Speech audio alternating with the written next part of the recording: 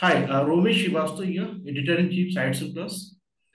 Welcome to our YouTube channel. Please do subscribe this for the HR news, for the HR updates, and conversation with top-notch CHROs. The agenda for today's discussion is how to file the annual return under the POSH Act 2013. In last episode, we have discussed about what is the POSH Act, what are the compliances under the POSH Act, how to form the internal committee, what is the role of internal committee, and what constitutes the sexual harassment, and what are the kind of complaints we are getting in hybrid work model. In this episode, we are going to talk about all the minute details which are essential to file the annual return under the POSH Act.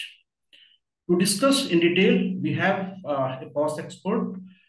She is Ms. Samriti Vidhamakkar, who is a co-founder of POSH at Work.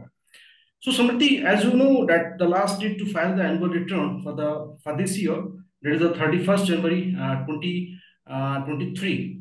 So before going in detail for this, what is the purpose to submit the report? Why we submit the report? All right. Thank you, Ramesh, for the opportunity for being here. And yes, it's going to be a very, very important time for all the organizations which have more than 10 employees to start thinking about their annual reports. So the reason why we have to file the annual report is to ensure that we have complied with the POSH law. So under the POSH law, we need to have certain compliance requirements. And annual report is a submission of all the POSH compliances that we are submitting to the authorities to let them know that we have been compliant with the law. So suppose if any of the organization skips the filing of report, not filing the report, and they're having more than 10 employees, then is there any penalty? Oh, absolutely. It's like, studying the entire year but not appearing for the exams.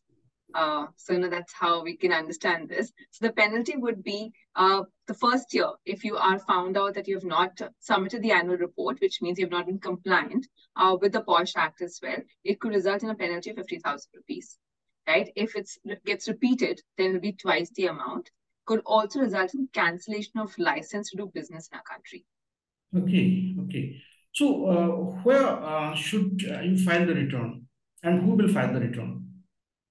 So the responsibility is with the internal committee of the organization. So internal committee is the body that has been constituted by the employer to look into sexual harassment complaints. And as a result of that responsibility, they are the ones who have to even draft the annual report as well, which also has to be read by the Section 21 and Section 22 of the law.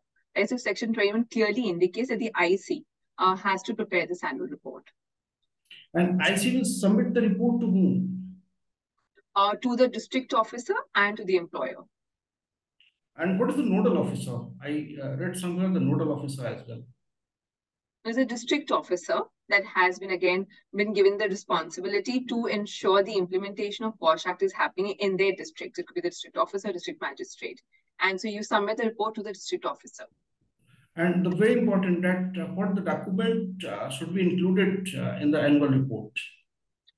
So you need to understand this, that what you need to include in the annual report has to be referred to Rule 14 of the law, right? Which talks about the number of complaints received during the year, number of complaints disposed of, number of complaints pending for more than 90 days, the nature of action taken, and the number of awareness programs conducted in the year. So 5 things. Okay, and suppose if any organization files the malified report, some wrong data is there. In that case, what the consequences may be? See, any misrepresentation of facts will call for strict action, right? And that would happen if, say, district officer decides to do an audit or send someone to your organization to conduct an audit. So they would ask for a lot of documents. So in case you do not have supporting documents, in that regard, also it could be seen as misrepresentation of facts. The reason I'm stating that the intent may not be there to submit a malified report, right? But if you do not have supporting documents, then those gaps can come into question, right? What the action could be, again, if it's considered as a non-compliance, again, same penalties could be applicable then, and they could be levied. Do we also need to include if the organization has done any employee awareness programs or any assistance program kind of to put into the report?